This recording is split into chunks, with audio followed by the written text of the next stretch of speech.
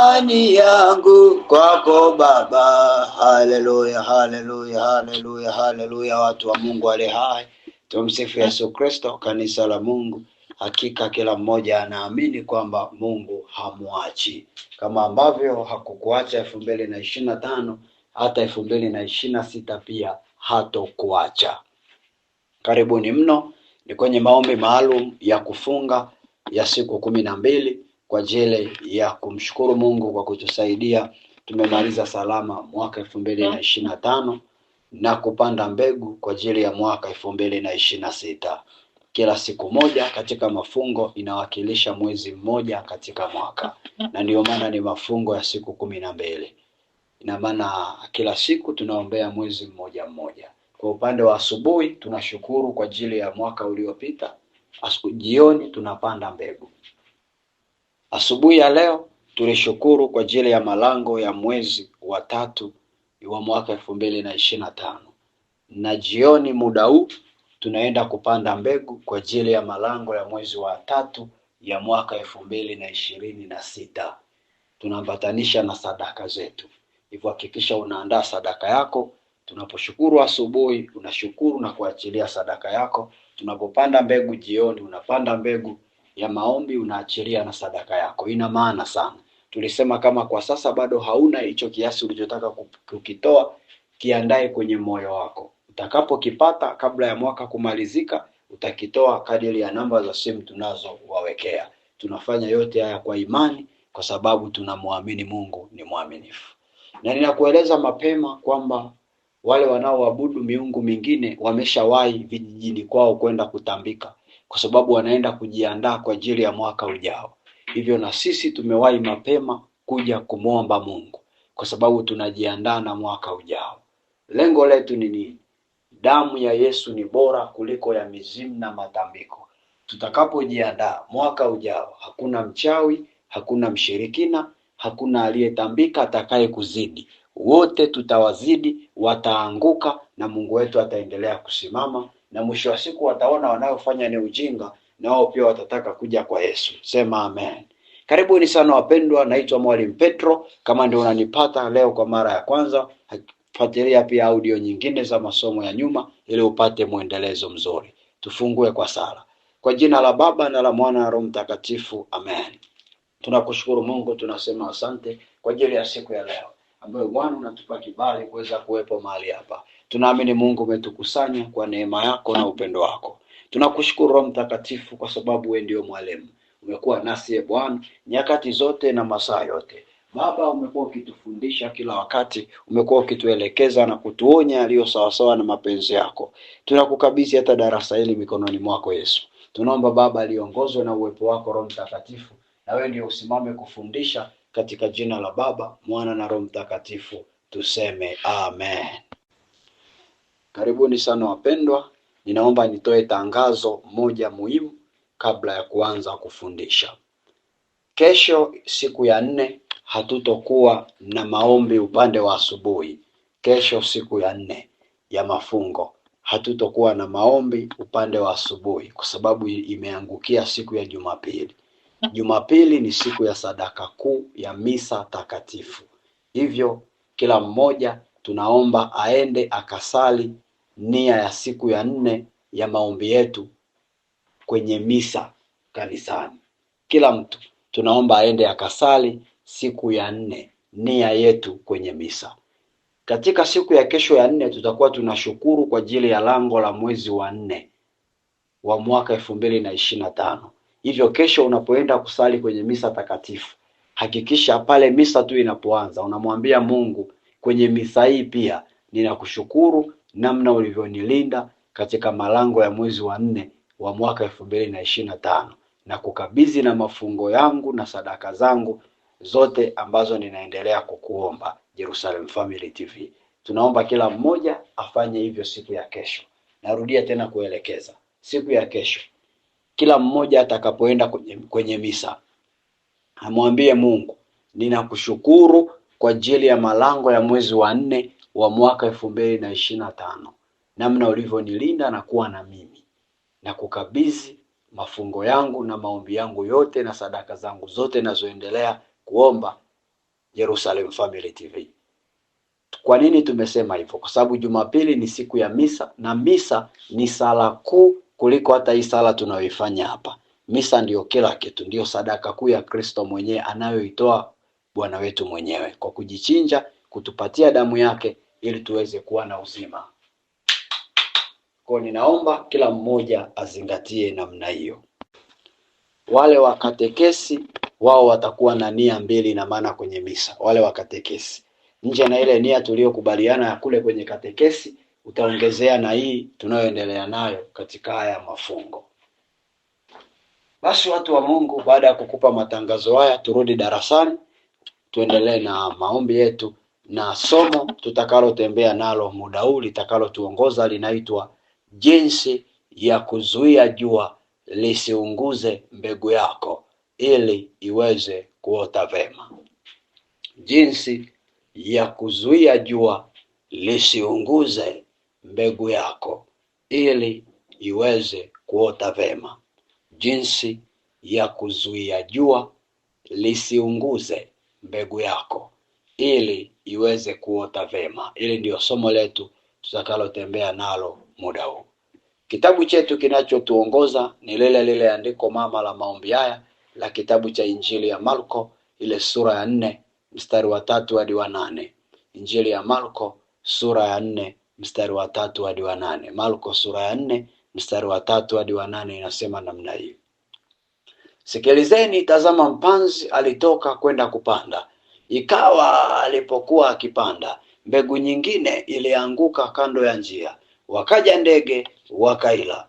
Nyingine ikaanguka penye mwamba pasipokuwa na udongo mwingi, mara ikaota kwa kuwa na udongo haba. Hata jua lilipozuka iliungua, na kwa kuwa haina mizizi ikanyauka. Nyingine ikaanguka penye miiba, ile miiba ikamea ikaisonga isizae matunda. Nyingine zikaanguka penye udongo ulio mzuri, zikazaa matunda, zikamea na kukua na kuzaa, 130, 160 na 100. Oh, haleluya! Wana wa Mungu ale hai. Ndio msifu Yesu Kristo, kanisa la Bwana. Kwa tunaona namna ambavyo tunaona mpanzi anapanda mbegu, na huyu mpanzi ni mimi na wewe, tunapanda mbegu. Anasema mbegu ya kwanza ikaanguka kwenye kando ya njia, haikupata nafasi ya kuota, ndege wakaila. Mbegu ya pili ikaanguka penye mwamba, na yenyewe pia haikuota, jua likaichoma ikafa na ikakosa mizizi. Mbegu ya tatu ikaanguka penye miiba, na yenyewe pia haikuota. Mbegu ya 4 ikaanguka kwenye udongo mzuri, ikaota kwa sababu iliangukia pazuri. Sasa katika hili neno tumegundua kwamba kuna aina 4 za mbegu, na tumekuwa tukitembea mahali hapa tukijifunza aina moja baada ya nyingine kiundani wake. Tunamshukuru Mungu, aina ya kwanza ya mbegu iliyoanguka kando ya njia, ndege wakaila, tulishajifunza na tukamalizana nayo, na tunamwamini Mungu kila mmoja kwenye hilo eneo ameshakaa sawa sawa. Na kwa upande wa asubuhi tuliweza kuangalia kwenye hii aina ya pili ambayo tuko nayo bado. Tuliangalia kwenye lile eneo la namna ambavyo kuna mbegu zimepandwa kwenye maisha yetu na zimeshindwa kuota kwa sababu jua liliziunguza hizo mbegu. Tukaona jua liliwaka likaziunguza na kuziharibu. Na asubuhi tukaona kwamba hakuna mkulima ambaye anaweza akafanya kilimo msimu wa kiangazi, kwa sababu msimu wa kiangazi ukilima vitu huwa havistawi, kwa sababu kiasili jua halijaumbwa kwa ajili ya kustawisha mimea, lenyewe lipo kwa ajili ya kukausha mimea. Na ndio maana kuna watu tuliuanza mwaka tukiwa na malengo yetu, tukiwa na mipango, na hiyo malengo na mipango ndio kama mbegu tulizopanda kwenye mwaka. Ile unaingia kwenye mwaka ukiwa na malengo yako na mipango yako, unasema natamani mwaka huu kitu fulani kitokee kwangu, natamani mwaka huu na mimi nipate jambo fulani, natamani mwaka huu na mimi Mungu anijalie jambo fulani. Hizo ndio mbegu ulizoingia nazo. Sasa kuna watu tukasema hizo mbegu zilikufa, hazikutokea, ziliishia hewani, wanamaliza mwaka wajavuna chochote mpaka muda wanaponisikiliza, kwa sababu jua liliwaka likaunguza. Na tukasema kimsingi ili jua ni sawasawa na vile vita mbalimbali vya kiroho ambavyo huwa vinainuka kwa ajili ya kutuzuia. Jua tukasema ni vita mbalimbali vya kiroho ambavyo huwa vinainuka kwa ajili ya kutuzuia, sawasawa na ile Waefeso sura ya 6 mstari wa 12. Waefeso sura ya 6 mstari wa 12. Kwa maana kushindana kwetu sisi siyo juu ya damu na nyama, bali ni juu ya falme na mamlaka, juu ya wakuu wa giza hili, juu ya majeshi wa pepo wabaya katika ulimwengu wa roho. Hivyo basi, watu wa Mungu wale hai, muda huu wa jioni tunaenda kusimama kwenye lango la mwezi wa 3 la mwaka 2026. Na tunapoenda kulisimamia ile lango, tunaenda kufanya maombi maalum ya kuzuia jua lisiharibu mbegu zetu tunazozipanda mwaka 2026. Na ndio maana muda huu Roho Mtakatifu anataka akufundishe namna utakavyoweza kufanya ili shetani asiinue vita ya kukausha malengo yako, kukuharibia malengo yako mwaka 2026. Yamkini miaka mingine alizoea kufanya hivyo, lakini usaa imefika ambayo Mungu hataki tena uchezewe. Mungu hataki tena ulogwe ushindwe kufikia hatima yako. Mungu hataki tena upigwe zongo, hataki tena uvunjiwe nazi ufeli. Anataka uwe imara kiasi ambacho wakiloga ulogeki, wakivunja nazi uvunjiki, wakiwefunga fundo ufundiki, wakikuweka kwenye nguzo ukai, unaendelea kuwa imara pamoja na yeye. Sema amen katika jina la Yesu. Kile kitabu cha Marko sura ya 4 ule mstari wa 6 peke yake. Marko sura ya 4 nilisha kusomea pale mwanzo, ule mstari wa 6 peke yake. Inasema namna hii: hata jua lilipozuka iliungua, na kwa kuwa haina mizizi ikanyauka. Muda huu naomba twende tukaangalie kipengele kinachoitwa hatua za kuchukua ili kuzuia jua lisiunguze mbegu zako. Hatua za kuchukua ili kuzuia jua lisiunguze mbegu zako. Hatua za kuchukua ili kuzuia jua lisiunguze mbegu zako. Kumbuka hili jua ni kama vita na majaribu mbalimbali yanayoinukaga ili kukuharibia malengo yako ulionayo kwenye mwaka. Sasa tujifunze muda huu hatua za kuchukua ili kuzuia hiyo vita ambayo huwa inainuka kutusababishia tusikamilishe malengo yetu. Uwe makini sana, hasa wewe ambaye mara nyingi unazuiliwa na vita mbalimbali. Uwe makini sana kwenye hichi kipengele cha leo, maana kuna mbinu hapa utapewa za Roho Mtakatifu za kukuvusha. Tuanze na hatua ya kwanza. Hatua ya kwanza. Hakikisha unakubali na kutambua kwamba vita vya kiroho ni sehemu ya maisha yetu sisi wa Kristo. Hakikisha unakubali na kutambua kwamba vita vya kiroho ni sehemu yetu ya maisha sisi wa Kristo. Hakikisha unakubali na kutambua kwamba vita vya kiroho ni sehemu ya maisha yetu sisi wa Kristo. Kile kitabu cha Matendo ya Mitume sura ya 14 mstari wa 21 hadi wa 22 kina lugha nzuri sana. Matendo ya Mitume sura ya 14 mstari wa 21 hadi wa 22. Matendo ya Mitume 14 21 22 inasema namna hii: hata walipokwisha kuihubiri Injili katika mji ule na kupata wanafunzi wengi, wakarejea mpaka Listra na Ikonia na Antiokia, wakifanya imara roho za wanafunzi na kuwaonya wakae katika ile imani, na ya kwamba imetupasa kuingia katika ufalme wa Mungu kwa njia ya dhiki nyingi.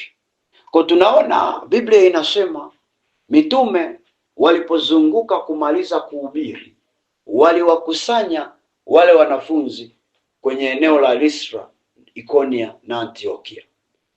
Na mmoja ya mambo ambayo waliwasemesha wale wanafunzi, waliwaambia kwamba imetupasa kuingia katika ufalme wa Mungu kwa njia ya dhiki nyingi. Sikia tena hii sentence: imetupasa kuingia katika ufalme wa Mungu kwa njia ya dhiki nyingi. Vuta picha, we ni mwanafunzi wa Yesu, unakusanywa na wanafunzi wenzako, afu kiongozi anasimama anawaambia, mmeamua kuwa Wakristo? Mnajibu ndio. Mmebatizwa na kuamini katika imani Katoliki? Mnasema ndio. Sasa sikilizeni, huu Kristo mliouchagua imewapasa muuishi na kuingia kwenye ufalme wa Mungu kwa njia ya dhiki nyingi. Tafsiri yake ni kwamba walikuwa wanatambulishwa kwamba aina ya maisha ya Ukristo sio maisha ya kamseleleko, sio maisha ya lele mama, sio maisha rahisi ya dezo, ila ni maisha yenye vita, ni maisha yenye mashambulizi, ni maisha yenye majanga na vikwazo mbalimbali. Nitalala, nitaamka, nitakutana kuna vita nyumbani. Nikienda ofisini, takuta ofisini kuna vita. Nikiwa kwenye gari, kuna vita. Kila mahala ni vita tupu. Ndiyo duniani kulivyo. Kuna dhiki nyingi. Neno dhiki kwa lugha ya Kiingereza linaitwa tribulations. Na tribulations caused persecutions. Dhiki inasababisha mateso. Kwa ndani ya dhiki kuna kuteseka, hakuna kufurahi. Tribulations cause persecution. Ndani ya dhiki kuna mateso, hakuna raha. Na mwili wa binadamu haufurahii mateso, unafurahia raha. Sasa unapokuwa Mkristo, lazima ukubali dhiki zitakuwepo na zitakutesa. Licha ya kwamba mwili wako hautafurahia, lakini ni sehemu ya maisha yako kupita kwenye dhiki, kupita kwenye vita na mashambulizi mbalimbali. Mungu ameruhusu vita vya kiroho viwepo kwa ajili ya kutuimarisha, sio kwa ajili ya kutuua. Mungu ameruhusu vita vya kiroho viwepo, si kwa ajili ya kutuua, ila ni kwa ajili ya kutuimarisha. Maana unaweza ukasikia kwamba ukubali vita vipo, mateso yapo, dhiki zipo, ukafikiri labda Mungu amekuita kwenye Ukristo ili kukukomoa. Ila anaitumia vita, anaitumia dhiki kwa ajili ya kukuimarisha na kwa ajili ya kukufanya hodari, na si kwa ajili ya kukuua na kukuangamiza. Wakristo wengi bahati mbaya, unfortunately, huwa wanafikiri kwamba dhiki imewekwa ili kuwaangamiza na kuwaua. Na ndio maana ukikuta mtu anapita mahala pagumu, anakuwa anasema huu mwaka sijui kama nitaumaliza, najihisi kufa. Na hata kuna watu wananisikiliza wako hapa, walikuwa wanadhani huu mwaka hawatamaliza kutokana na mateso na machangamoto waliokutana nayo. Wanasema yani siamini kama nimetoboa, yani ni kimungu tu. Nisikilize wewe unayesema hivyo, ujui ndio maana unaongea. Hiyo vita haikuja kukuua, ilikuja kukuimarisha. Uliumia lakini hujafa, ila umeimarika. Angalia Yakobo anavyotuambia kwenye kile kitabu cha Yakobo sura ya 1 mstari wa 2 hadi wa 4.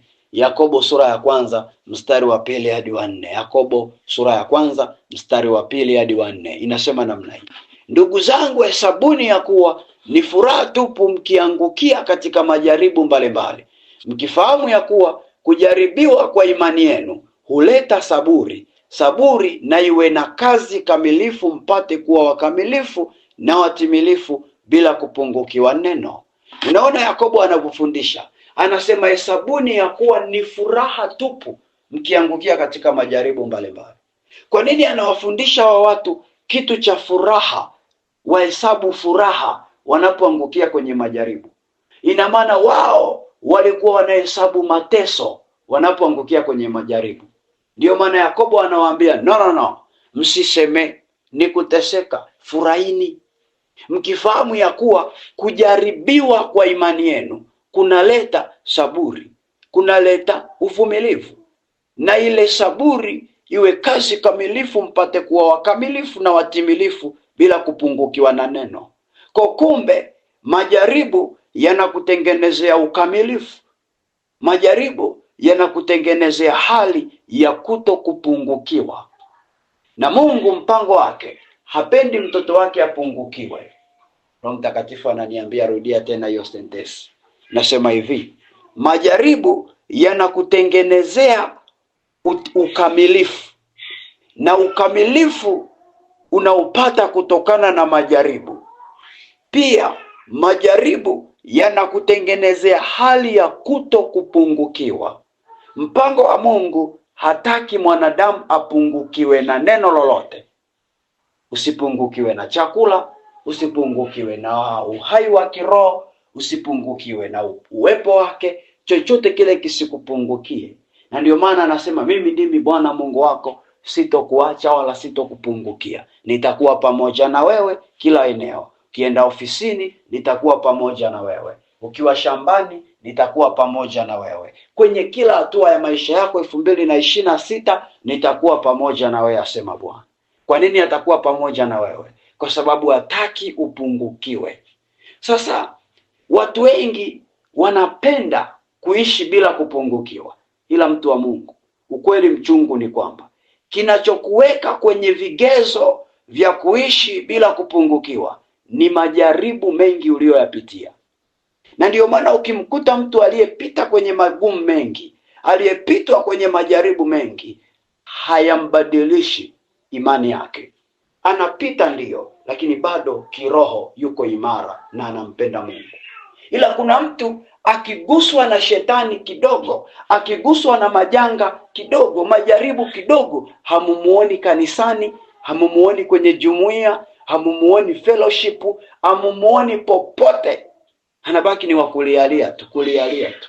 Nisikilize mpendwa, ifike mahara ukue kiroho, kipawa chako kiongezeke, utambue majaribu hayapo kukuua ili uache kulialia. 2025 kama umelialia kwa ajili ya majaribu, twende 2026 hatutalia kwa ajili ya majaribu. Kama tulikuwa tunaomba maombi ya kulia kwa ajili ya majaribu, 2026 tutaimba pambio, tutaimba pambio. Kama ilikuwa ukikaa unaimba siku ya mateso yangu nani ataniokoa, oh, siku ya mateso yangu nani ataniokoa. Kwa sababu huko kwenye mateso, tukienda 2026 katikati ya mateso utaimba pokea sifa Bwana, pokea sifa Bwana. Katikati ya moto utaimba pambio la sifa. Ndio watu Mungu anaowataka 2026. Kama ni wewe, sema napokea kwa jina la Yesu. Tuangalie hatua ya pili. Baada ya hatua ya kwanza, umeshakubali kwamba majaribu ni sehemu ya maisha yako. Twende kwenye hatua ya pili. Hatua ya pili, igeuze vita kuwa fursa yako ya kukung'arisha zaidi na sio kukufanya udhoofike hadi mbegu zako zife. Igeuze vita kuwa fursa yako ya kukung'arisha zaidi na sio kukufanya udhoofike hadi mbegu zako zife. Igeuze vita kuwa fursa yako ya kukung'arisha zaidi na sio kukufanya udhoofike hadi mbegu zako zife. Sawa na kile kitabu cha Wakorinto wa pili sura ya 4 mstari wa 16 hadi wa 17. Wakorinto wa pili sura ya 4 mstari wa 16 hadi wa 17. Wakorinto wa pili sura ya 4 mstari wa 16 hadi wa 17. Kaanda rabushaka inasema namna hii: kwa hiyo hatulegei, bali ijapokuwa utu wetu wa nje unachakaa, lakini utu wetu wa ndani unafanywa upya siku kwa siku. Maana dhiki yetu nyepesi iliyo ya muda wa kitambo tu yatufanyia utukufu wa milele uzidio kuwa mwingi sana. Biblia inasema hatulegei, ijapokuwa utu wetu wa nje unachakaa, lakini utu wetu wa ndani unafanywa upya siku hadi siku. Haya ni maneno ya mtu ambaye anachukulia vita vya kiroho kwake ni fursa ya kumng'arisha zaidi kwenye maisha. Ukichukulia vita vya kiroho kuwa fursa kwako, hautalegea, hautachakaa kwa ajili ya vita. Ila ukiichukulia vita vya kiroho ni sehemu ya mateso, maisha yatakufanya uchakae na ulegee. Na ndio maana kuna mtu unaweza kukutana naye kusema, mbona fulani umekonda hivi, umechakaa namna hii? Anakuambia ninapita, we kwenye magumu napita, niombeeni tu. Ila kuna mtu unakutana naye amenona, amependeza na anapita kwenye mateso. Kwa nini huyu amenona na kwa nini yule amechakaa na wote wanateseka? Yule aliyenona ina maana yeye ameichukulia vita vyake vya kiroho, amevichukulia kuwa fursa ya kumfanya ang'are zaidi kiroho, kiimani na kimaisha kwa ujumla. Yule aliyechakaa ameichukulia vita vya kiroho ni mauti. Sikilize polepole, utanielewa. Hatua ya pili, hakikisha unaichukulia vita kwenye jicho la fursa ya kukung'arisha. Yaani ukiona tu vita hii hapa unasema, oh yes, fursa imekuja mimi kung'aa. Ndiyo, unajua kabisa nitateseka, maana persecution zipo kwenye vita, tribulations zipo, suffering zipo. Ndiyo, sikatai, nitapita pabaya, ndiyo, ila najua mwisho wa siku nitang'aa sana. Na ndiyo maana ukiingia kwenye vita ofisini, jua kuna mawili: cheo kinataka kuongezeka au mshahara unataka kuongezeka na marupurupu. Na ujue ukikaa ofisini ukaona vita inakazana tu, jua kuna mawili.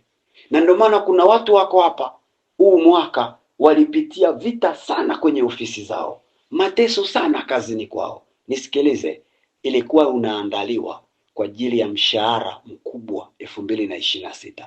Ulikuwa unaandaliwa kwa ajili ya nafasi mpya, ulikuwa unaandaliwa kwa ajili ya kazi. Kuna watu wataajiriwa wako hapa 2026. Kuna watu vyeo vitaongezeka 2026.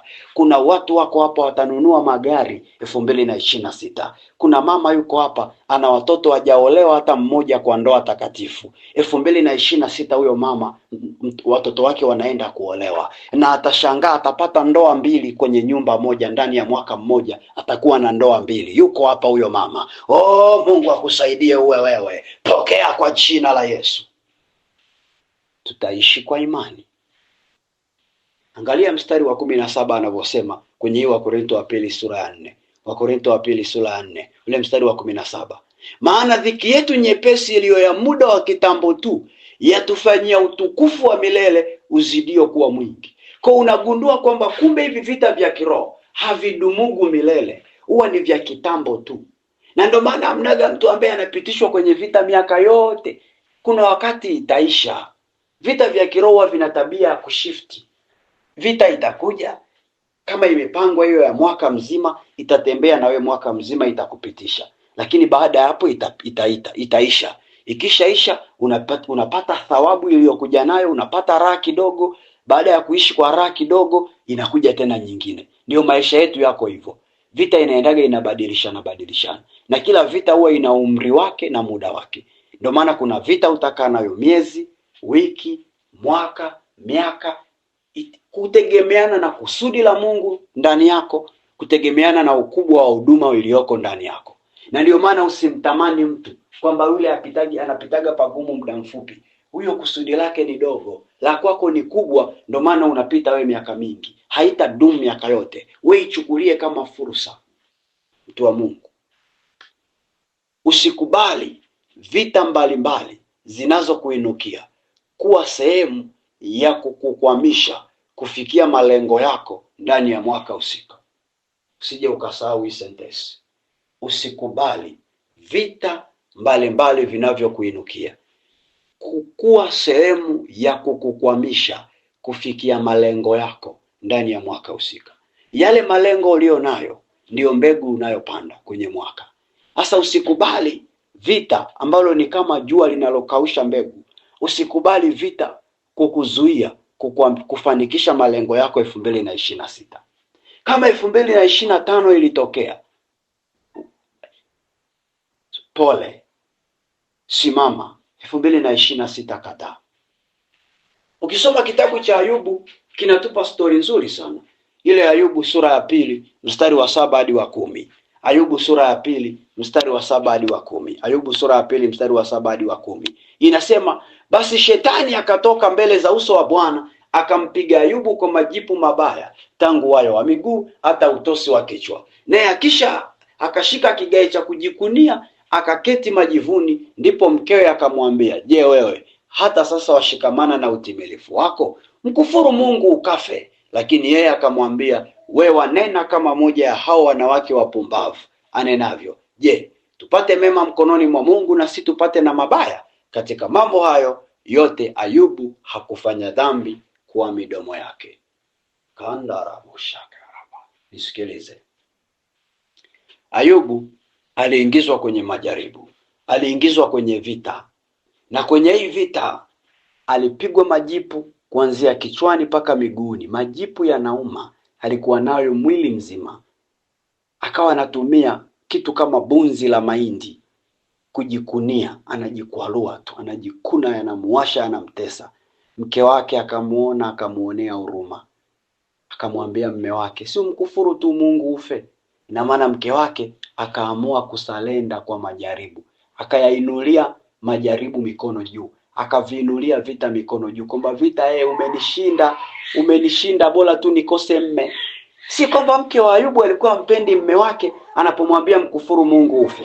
Alikuwa anampenda, lakini aliona kwamba imefika too much, hawezi tena kukabiliana nalo, bora tu mme wake yafe kuliko kumuona anavyoteseka. Angalia Ayubu alichomwambia, wewe wataka mema tu kwa Mungu na sio mabaya, unataka kuwa kama mwanamke mpumbavu. Biblia inasema Ayubu hakukubali kumkufuru Mungu, hakutenda dhambi hata moja, licha aliteseka. Na ndio maana ninakueleza, ingia na hii imani 2026. Ni mwaka wa kuishi kwa imani. Kwa kuwa ni mwaka wa kuishi kwa imani, ninakuombea huu upako uliokuwa juu ya Ayubu uwe pamoja na wewe 2026. Ukaingie ukiwa na ukakamavu ndani yako wa kuto kukubali kuinulia majaribu juu. Kama walikuzoea miaka mingine, ukipita tu kidogo kwenye moto unauinulia moto mikono juu, unasarenda. 2026 wakituona tumeinua mikono juu, basi wajue si kwamba tumeinua kwa ajili ya kusarenda kwa majaribu. Wakituona kwa mbali watatucheka, watasema wameinua mikono juu, wamekubali majaribu ya waue. Wakitusogelea watakuta kumbe tumeinua mikono juu tukisema, na kuinulia mikono yangu juu na kuabudu Bwana. Wakute tumeinua kwa ajili ya kuabudu jina la Bwana. Mungu akusaidie. Sema amen kwa jina la Yesu. Tumalizie na hatua ya 3, kisha tuitwende kuomba. Hatua ya 3. Muda wetu umeyoyoma kweli kweli. Hatua ya 3. Hakikisha unauanza mwaka ukiwa umevaa silaha zote za kivita. Hakikisha unauanza mwaka ukiwa umevaa silaha zote za kivita. Hakikisha unauanza mwaka ukiwa umevaa silaha zote za kivita. Hii ni hatua muhimu sana yawe kuizingatia ili kuzuia jua lisinyaushe mbegu yako. Kile kitabu cha Waefeso sura ya 6 ule mstari wa 13 hadi wa 18. Waefeso sura ya 6 ule mstari wa 13 hadi wa 18 inasema namna hiyo. Waefeso 6:13 hadi 18. Kwa sababu hiyo twaeni silaha zote za Mungu mpate kuweza kushindana siku ya uovu. Mkiisha kuyatimiza yote kusimama, basi simameni hali mmejifunga kweli viunoni na kuvaa diria haki kifuani na kufungiwa miguu tayari tupatao kwa injili ya imani. Zaidi ya yote mkitwaa ngao ya imani, ambayo kwa hiyo mtaweza kuizima mishale yote yenye moto ya yule mwovu. Tena ipokeeni chepeo ya wokovu na upanga wa Roho, ambao ni neno la Mungu, kwa sala zote na maombi mkisali kila wakati katika Roho, mkikesha kwa jambo hilo na kudumu katika kuwaombea watakatifu wote. Mtu wa Mungu, katika hili neno tunaonyeshwa silaha za kivita ambazo hakikisha mwaka ujao umeingia umezivaa ili zikusaidie. Anasema mpate kuweza kuzishinda siku ya uovu, na mkiisha kuyatimiza yote kusimama, basi msimame, hali mmejifunga kweli viunoni na kuvaa dirii haki. Kwa silaha ya kwanza ya kivita ni kweli viunoni. Hakikisha kweli iko moyoni mwako, uongo haupo. Hiyo iandike na iwe na wewe. Hakikisha kweli iko moyoni mwako. Silaha ya pili, kuvaa dirii ya haki kifuani. Hakikisha wewe ni mtu wa haki. Acha kabisa kutenda mambo ya longolongo. Simama kwenye haki. Silaha ya tatu, na kufungiwa miguu ya utayari tupatao kwa injili ya amani. Hakikisha una utayari wa kupokea injili na kuiishi injili. Hakikisha una utayari wa kupokea injili na kuiishi injili. Yaani kulisikiliza neno la Mungu, kupokea mahubiri, mafundisho mbalimbali, kuyasikiliza na kuyaishi kwa matendo. Afu anaendelea kusema, zaidi ya yote mkitwaa ngao ya imani. Hakikisha wewe ni mtu wa imani. 2025. Hakikisha ni mtu wa imani. Anaendelea kusema, ambayo kwa hiyo mtaweza kuizima mishale yote yenye moto ya yule mwovu. Tena ipokeeni chepeo ya wokovu. Hakikisha una wokovu ndani ya moyo wako. Yesu yuko ndani yako na wewe uko ndani ya Yesu. Ni Mkristo Mkatoliki safi, unayeshiriki masakramenti na huduma zote za kanisa. Kama una kando la siji kutokupokea ekaristi, liondoe. Kama una kando la lolote lile, ondoa. Hakikisha uko salama. Usipoyafanya haya, utaona watu wanafanikiwa, utapigia tu watu makofi. Utawapigia watu makofi na wewe utabaki pale pale. Kwa yazingatie. Anasema, na upanga wa Roho ambao ni neno la Mungu. Kuhakikisha pia una neno la Mungu ndani yako. Msomaji wa Biblia na Biblia unaishi. Kwa sala zote na maombi mkisali katika kila wakati katika Roho. Hakikisha kwa jambo hilo na kudumu katika kuwaombea watakatifu. Kwa pia hakikisha unakuwa mtu ambaye ni wasala muda wote, ukidumu katika kusali na kuomba. Tengeneza ratiba usali na kuomba kila siku na kila wakati. Watu wa Mungu, ukizingatia hatua hizi ambazo tumefundishana hapa na kueleza ukweli, 2026 itakuwa ni mwaka wako wa kuinuliwa sana. Maana ni mwaka wa kuishi kwa imani. Kuhakikisha umezingatia hizi hatua 3 ili mbegu yako jua lisiunguze ikafa. Kama Biblia inavyosema, yule mtu alipanda mbegu kwenye mwamba, haikuota kwa sababu jua liliunguza, haikuota ikakosa mizizi. Usikubali tena jua liunguze mbegu yako. Usikubali tena. Zingatia hizi hatua. Ya kwanza tumesema tambua vita vya kiroho ni sehemu ya maisha yetu.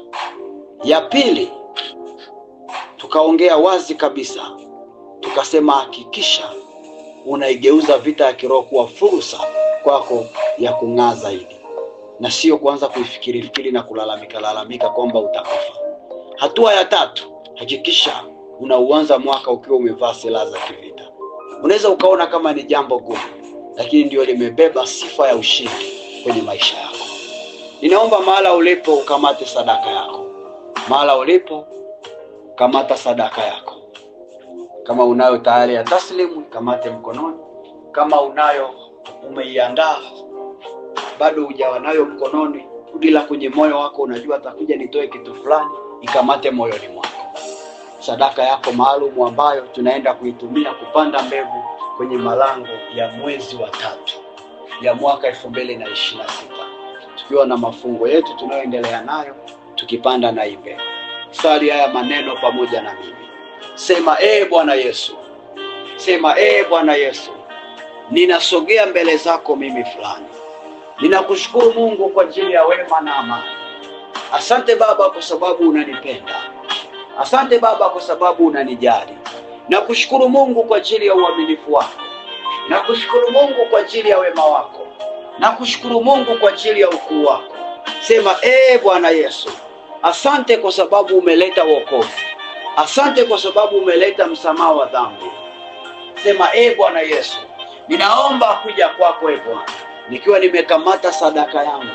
Ninaiambatanisha na damu ya Yesu. Ninaiambatanisha na damu ya Yesu. Ninayakamata malango ya mwezi wa 3 ya mwaka 2026. Bwana Yesu, ninayakamata malango ya mwezi wa 3 ya mwaka 2026. Ninapanda mbegu katika ile lango. Ninakuomba Mungu Baba, mbegu hizi nitakazopanda, Bwana usaidie, jua lisiziunguze, vita vya kiroho visinizuie. Niwezeshe Baba, niwe imara katika jina la Yesu. Niwezeshe silaha zote za kivita ziwe moyoni mwangu. Niwezeshe Mungu Baba kuiona vita vya kiroho kama fursa ya kung'aa na kuongezeka, na si sehemu ya kufa. Mungu nisaidie, imani yangu na moyo wangu ikubaliane kwamba maisha ya Ukristo ni maisha ya vita vya kiroho muda wote. Baba niimarishe, Baba nikuze, na hata hizi mbegu nazopanda naamini zitaota, naamini zitakuwa katika jina la Yesu.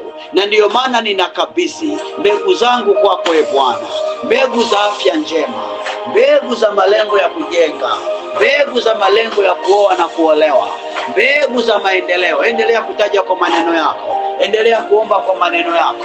Ninakuachia hizi dakika, omba kwa maneno yako. Kila mmoja anajua mbegu alizo nazo, malengo gani uko nayo, mipango gani uko nayo, matarajio gani uko nayo, ambayo unatarajia Mungu akufanyie mwaka 2026. Hizo ndio mbegu zako, hizo ndio mbegu zako. Tamka mbele za Bwana.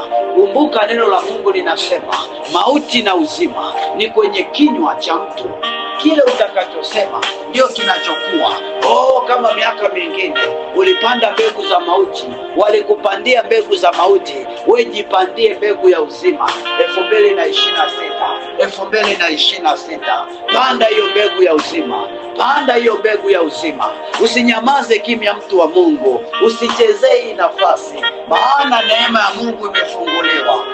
Mungu tunaomba usikie kadiri watoto wako walioko hapa wanavyoendelea kuorodhesha nia zao, kuorodhesha mahitaji yao ambayo wanakutegemea we Mungu peke yako, kwamba ndiye unayeweza ukawasaidia kuyapata mwaka 2026.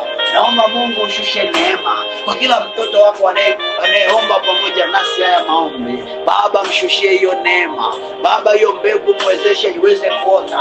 Pokea sadaka yake Bwana, tunaomba usikatae, tunaomba uipokee. Tunainyunyiza damu yako Yesu, tunapaka kwenye miimo ya malango ya mwezi wa 3, tunapaka kwenye kizingiti cha juu. Tunaomba Mungu, mwaka utakapoanza, kila mara uione hiyo damu yako, uione hiyo damu yako. Ukumbuke maombi ya mtoto wako, maana ulisema haya, nikumbusheni haja zenu mpate kupewa. Baba, ikumbuke haja ya moyo wake, hata yale uliyomuandalia wewe, inaomba uyamimine kama mbegu kwenye maisha yake, maana umenena katika Yeremia, mawazo unayotuwazia ni mema wala si ya mabaya. Mungu, ninaamini kila mtoto wako aliyoko hapa unamwazia mema, haumwazii mabaya. Ndio maana tunaomba katika jina la Yesu, Baba, tupandie mbegu sawasawa na yale unayotuwazia, maana ndani yako tunaamini yako mapenzi yako ambayo unataka yatokee na yatimie kwenye maisha yetu. Tunaomba Baba, kadiri kila mmoja alivyo mahali hapa, Baba, ninakuomba umpandie mbegu kwenye maisha yake, umpandie mbegu kwenye maisha yake. Kuna mtu yuko hapa anakutamani kwenye eneo la kubadilisha tabia za watoto, kubadilisha tabia za watoto, maana wamekuwa watu wazima lakini bado hawajitambui, wanafanya mambo kinyume na umri na wakati. Bwana Yesu, ingilia kati kwenye hiyo familia. Panda mbegu yako ya maadili, panda mbegu yako ya maadili. Tazama yule mtu Bwana anapotoa mimba ovyo ovyo. Yesu, ingilia kati kwenye hiyo nyumba, ondoa hiyo roho ya utoaji mimba katika jina la Yesu Kristo. Baba, ondoa roho za uzinifu na uzinzi kwa jina la Yesu Kristo. Panda mbegu hata kwenye kanisa likue na kuongezeka katika uamsho, katika uamsho. Is a time for revival in the name of Jesus. Baba, tuamshe kwa upya.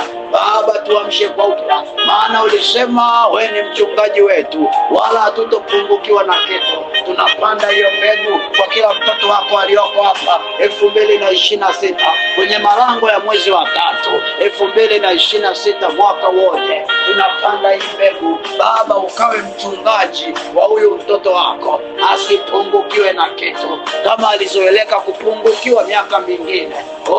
Fedha na dhahabu ni mali yako, afya njema ni mali yako, mke anatoka kwako, mavazi ni mali yako. Baba, msaidie asipungukiwe, msaidie asipungukiwe, mjaze utele, mjaze utele, pokea utele, pokea utele kwa jina la Yesu, kwa jina la Yesu. Endelea kuomba mtu wa Mungu, endelea kuomba mtu wa Mungu mpaka usikie mzigo wa maombi umeachia ndani yako. Rama